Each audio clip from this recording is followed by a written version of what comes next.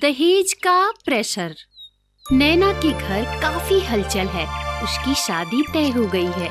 हर जगह शादी की तैयारियां चल रही हैं। नैना के मम्मी पापा ने कई लड़के देखे, लेकिन ये लड़का उन्हें काफी पसंद आया। उन्हें नैना के नौकरी करने से कोई दिक्कत नहीं थी और उन्हें भी पढ़ी लिखी काम करने वाली लड़की चाहिए थी। न दहेज की चिंता न लड़के की। आरव बहुत समझदार और अच्छा लड़का था। शादी के कुछ दिन पहले ही नैना के होने वाले सास ससुर उनसे मिलने आए। अरे वाह, मेरी बेटी कितनी सुंदर लग रही है। तेरे सास ससुर आए हैं, चल मिल लेते हैं। बाहर लिविंग रूम में सब बैठे बातें करते हैं। और भाई साहब, तैयारी कैसे चल रही है? जी बढ़िया चल रही है, आप बताएं। हमारी भी ठीक ही चल रही है। क्या लेंगे आप खाने में? अरे आप क्यों तकलीफ कर रहे हैं, मैं आती हूँ मदद के लिए।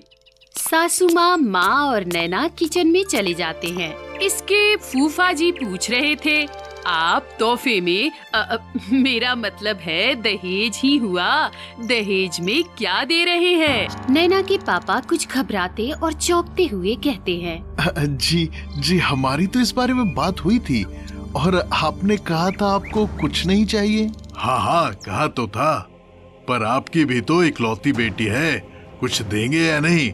उसे ऐसे खाली हाथ तो नहीं विदा करेंगे ना। हाँ समधी जी, बात तो सही है, लेकिन हमने तो ज्यादा कुछ सोचा नहीं था। यही कुछ जरूरी घर का सामान जो उसे नया घर बसाने में मदद करेगा। अरे बस इतना ही? आपको तो पता ही है, हमारे यहाँ तो दहेज का प्रदर्शन होता है। जहाँ से अतिथि आते हैं सारा दहेज वही सजाते हैं। अब आपको तो सब पता ही है, बोलने में यही आता कि मांगा नहीं, आपने खुद से दिया है। तभी नैना की माँ और होने वाली सासू माँ आ जाती हैं और सभी चाय नाश्ते के लिए चले जाते हैं। सब बैठ के खुशी से नाश्ता कर लेते हैं, पर नैना के पिताजी टेंशन में दिख रहे होते हैं। उन्हें पता था कि शादी तो टूटनी नहीं चाहिए, लेकिन दहेज भी देना पड़ेगा। उनकी टेंशन नेहा और उसकी माँ को नजर आ रही थी। उनके जाने के बाद दोनों माँ बेटी पास बैठे और पूछने लगे, क्या हुआ पापा, आप टेंशन में नजर आ रहे हैं? कुछ बोले क्या अंकल जी? हाँ, क्या हुआ? उनके जाने के बाद आप कुछ ठीक नजर नहीं आ रहे हैं। कुछ नहीं, बस कुछ खास बात नहीं है, तुम लोग परेशान मत हो। रात को नैना अपने कमरे में हंसकर होने वाले हस्बैंड से बात कर रही थी और यहाँ उसके पापा अब भी टेंशन में थे। इतना पैसा कहाँ से लाऊंगा? अगर कुछ ज्यादा खरीदना है और उन्हें खुश करना है तो बड़ी रकम चाहिए होगी। माँ ने उनको सोच में डूबा हुआ देखा तो पूछा, अरे कुछ बताइए तो, आखिर बात क्या है? अरे कुछ खास नहीं, समधी जी ने दहेज की मांग की है। क्या? पर उन्होंने तो कहा था कि उन्हें नहीं चाहिए, फिर अब ये क्यों? अरे नैना की माँ, वक्त का अच्छा फायदा उठाया है उन्होंने। उन्हें पता है अब शादी टूट नहीं सकती, तो किसी तरह से हमें दहेज का बंदोबस्त करना ही पड़ेगा। खैर तुम परेशान मत हो, मैं कुछ न कुछ इसका हल निकाल लूंगा, तुम सो जाओ। लेकिन नैना के पापा को पूरी रात नींद नहीं आई और अगले ही दिन उनकी तबीयत खराब हो जाती है। नैना को समझ ही नहीं आया, अचानक पापा की तबीयत कैसे खराब हो गई। कल तक तो वो ठीक थे। माँ, पापा को क्या हुआ है, आपको पता है? अरे बेटा, जब हम किचन में थे तब तेरे होने वाले ससुर ने तेरे पापा से दहेज देने के लिए कहा। क्या? पर पहले तो उन्होंने ऐसा कुछ नहीं कहा था।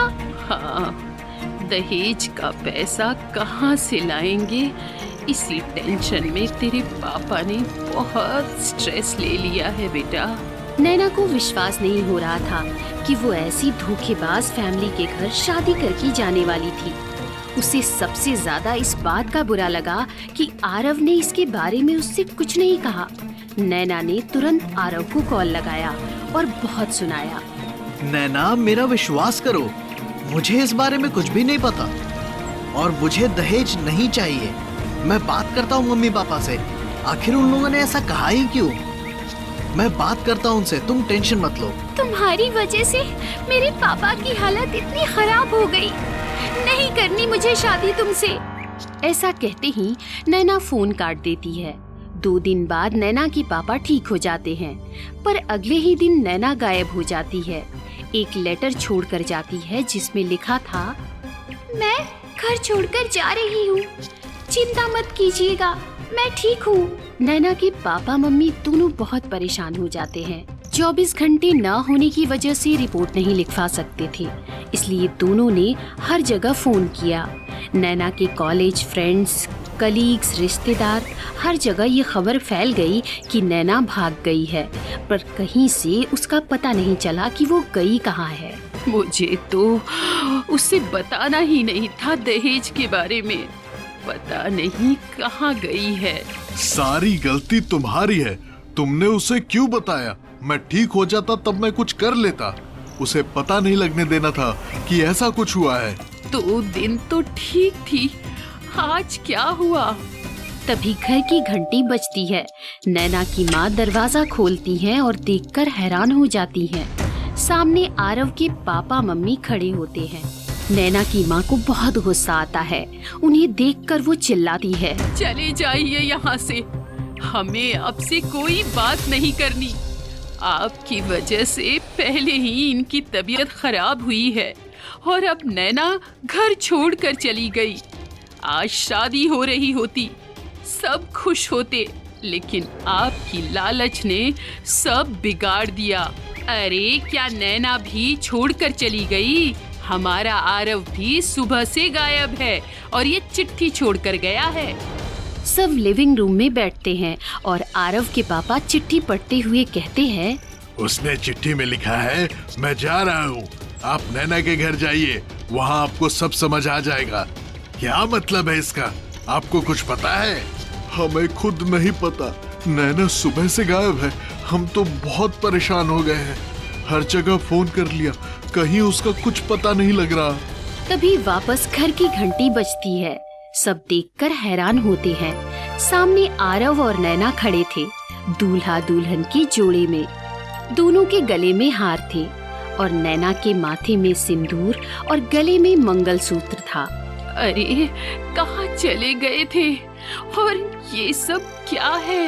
हाँ, बता के जाना चाहिए था ना बेटी। अरे ये क्या हरकत है? तुमने शादी कर ली? हाँ पापा, हमने शादी कर ली। अरे लेकिन क्यों? आपको ही प्रॉब्लम थी ना पापा कि रिश्तेदार आएंगे, दहेज देखेंगे। अब तो हो गई शादी, अब आपकी बेइज्जती नहीं होगी। यहाँ कोई देखने वाला नहीं है कि कितना दहेज मिला है। आपको समझना चाहिए था पापा कि किसी के ऊपर शादी के कुछ दिन पहले दहेज का प्रेशर नहीं डालना चाहिए। क्या कमी थी भला? क्या आप और मैं कम काम कर रहे थे? और नैना भी तो हमारे परिवार का हिस्सा बनने जा रही थी। जो कमी थी वो पूरी कर देती। ऐसे भीख मांगने की क्या जरूरत थी? आरव के पापा शर्मिंदा होते हैं। उन्हें अपनी गलती का एहसास होता है। मैंने आरव को शादी के लिए मना कर दिया था, लेकिन आरव ने मेरा सपोर्ट किया और कहा कि इस प्रॉब्लम को हटाने का एक ही तरीका है। हमने फैसला किया कि हम शादी कर लेते हैं। आरव के पापा ने आगे बढ़कर आशीर्वाद दिया दोनों को। सब खुश हो गए और उन्होंने उनकी शादी को वहीं सेलिब्रेट किया। हेलो दोस्तों, कैसे हैं आप सब? हमारे चैनल पे नई नई कहानियाँ देखने के लिए चैनल को लाइक, शेयर और सब्सक्राइब करना ना भूलें। और हाँ, बेल आइकॉन का बटन जरूर दबाएं।